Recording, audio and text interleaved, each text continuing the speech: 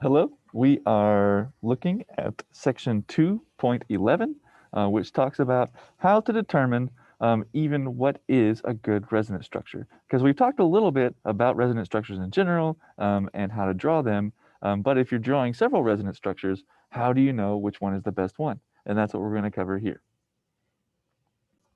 So, lucky for us, there are 4 simple rules to knowing or having a better idea which resonance structures might be better than others. So first, simple rule, um, make all octets full. So if you can, always have the number of electrons around an atom be 8, the full octet, because that is how atoms would prefer to be. Now, this means that if you have a resonance form where, for instance, um,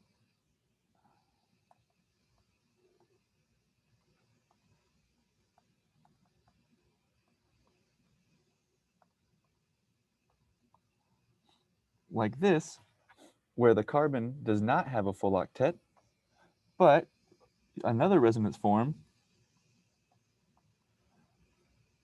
exists here where the carbon does,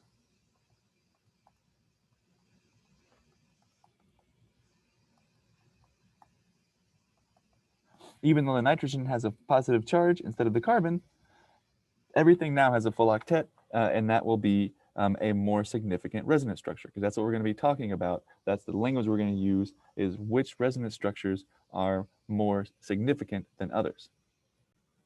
Okay, so that is the first rule. The second rule, which we'll do in orange, is that the structure with the least amount of charges is more significant. So neutral charge is best, is what we'll call this rule. So in short, that sounds just as easy, or it is just as easy as it sounds. So if you have something with, I don't know, could be 2 positively charged things, such as, let's say, oh, I know what we could draw. We could draw something like this.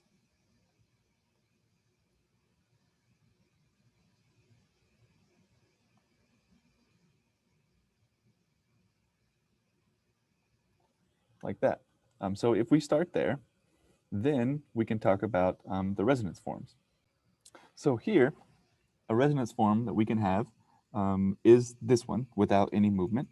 Another one could be like this, where this electron comes down to put another one there. We'll do purple, and the structure will be in orange. There we are. There are 2 nitrogens. This one had a hydrogen, and there's a double one there. There we go. Minus and plus. So this one has 2 charges, and because it has 2 charges instead of 0, the structure on the right, the one I just drew, is less significant because of all those extra charges. Now, less significant means that whenever we think about how this molecule actually looks, we're talking about the one on the left being the most important. So when we talk about this particular molecule, the left resonance form is the most significant contributor of these 2. Now the third rule, we'll do this one in blue, is also fairly straightforward, and that is that something, if you have a charge, like a negative charge, say, then the negative charge should go on the most electronegative atom. So negative on most electronegative atom. And the same goes for a positive charge. A positive charge should go on the least electronegative atom if possible. And probably the best example of this is one where you have perhaps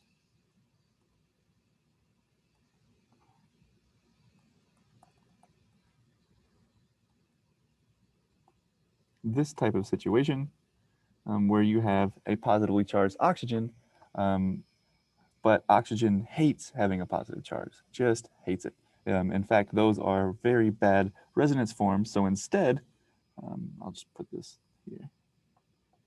So instead of drawing a positive on the oxygen, what makes most sense is for it to have a resonance form like this, where now the oxygen is neutral again with 2 lone pairs because it has 2 bonds, and instead you have a positively charged carbon, which can much more happily hold that positive charge. And last but not least, we have our other rule, number 4, that we'll do in red, and that simply says identical resonance forms are equal.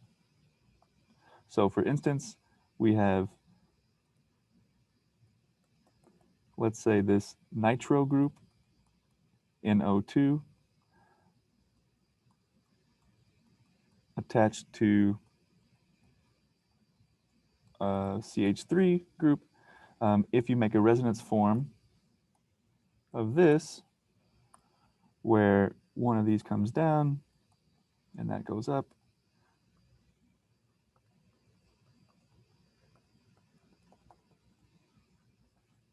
that had a minus there, didn't it? To give you this molecule, they're the same, and you can treat them the same as well. And they're equally significant for the molecule. And this has been section 2.11.